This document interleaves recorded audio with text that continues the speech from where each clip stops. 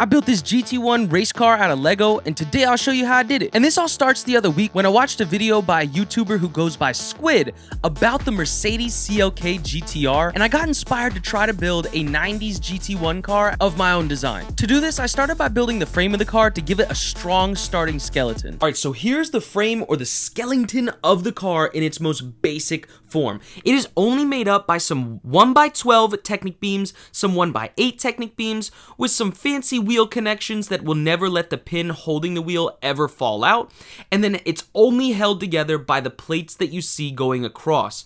Over here, this is kind of like my fake little rear differential. It is going to be a rear mid-engine race car. So the engine's going to be sitting here, the driver will be sitting here, facing this way. The idea behind this like little cutout from the beams is because usually I try to fit 2 seats within this car. Now, being a GT1 car, this car is going to have 2 seats, so these beams actually block 2 seats from being able to fit in here. So that is the thinking behind the little cutout here. Actually, speaking of, the next job that I'm going to tackle now is actually building the engine and also building out the interior cabin. That's because those 2 factors help shape the rest of the car, where the roof line is and then where that back hood line slopes down to. So with that, I'm gonna go ahead and tackle the seats and engine. This time I went for a naturally aspirated V12 setup inspired by the McLaren F1 Le Mans car. But once I started building and experimenting, I was able to lock in seats, an engine, a roof line, and a hood. Alright, so as we can see, we've got some major movement on the car. We've got the roof line, the back slope over the engine, the seats, 3 pedals, which I'll just go ahead and show you now.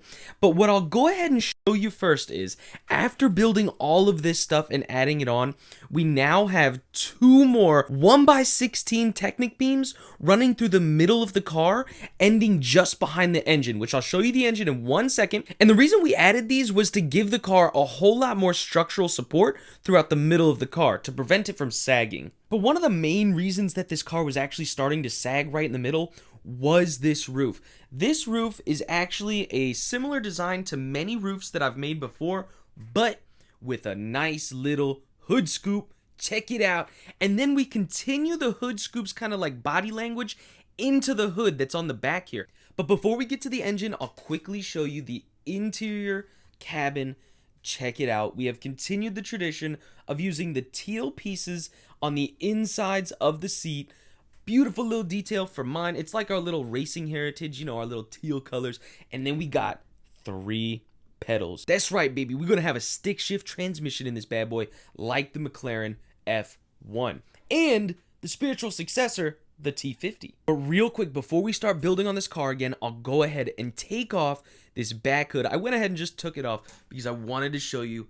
Check it out. Inspired by the Lamborghini and Ferrari engines, this is our studded garage, naturally aspirated V12. And I'll also give you this view from underneath. But after this, I started working on the dash in order to complete the proportions of the cabin. Completing the dash also gives me an easier place to mount the doors. But during this part of the process, I noticed that the car was having some trouble supporting the weight that was being added onto it, so I did a little tweaking of the frame. Alrighty, so here is our next stopping point. We have one major key feature on this car that I want to point out before it gets covered up, but 3 things I'll point out before that are actually this awesome big old wang. We are part of the big old wang gang. Check it out. We have a massive GT1 style spoiler, but after the spoiler, we got something even way cooler. A-pillar! No, I'm just kidding. Yeah, but we got A-pillars, and then we also got the dashboard and then the steering wheel. So check out that dashboard.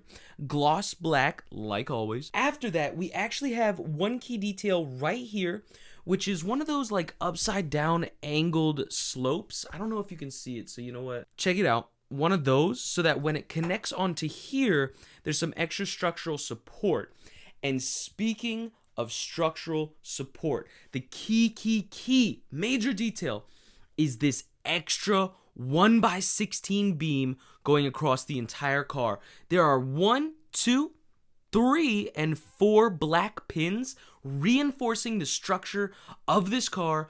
Dude, the minute I put these on, I could lift it up, do this. This thing is stable. Like, it is not sagging anymore. From this point though, I usually like to mount the doors because it's much easier to mount the doors now than to go back later and redesign and rebuild stuff on the car to fit doors later. And once the doors go on, ideas for the car usually start to build from there. All right, so I'll definitely get into what we have going here, but this is a perfect spot to stop for a couple of reasons. Partly and mostly because everything built on this afterwards of this right here is really going to start exposing the main shape and main form of the car. And I don't want to give too much away because I want to have a nice reveal at the end, but let me show you what we have done here. Quite obviously, we have some doors. You lift them up. Huh, can't get out? Oh, that's right. Bam! Butterfly doors. So what's going on here is we've got a hinge that brings them up, and then we've got another hinge that's connected to the door that swings them out. Now, I wanted to put gull wing doors on this car, but unfortunately the shape just did not allow it, partly because of the roof and the hood scoop. This bottom layer of the two layers of the roof is actually the whole roof. It's a piece that's as big as the roof. So I didn't really want to do the grand surgery to fit in gull wing doors to this. But then moving just in front of the doors, we have this contraption here. That is nothing other than a guide for me to know where the side skirts are gonna sit. I might add another plate right in here to make it just a tad bit lower. And then up in front, we have the beginning of the front hood.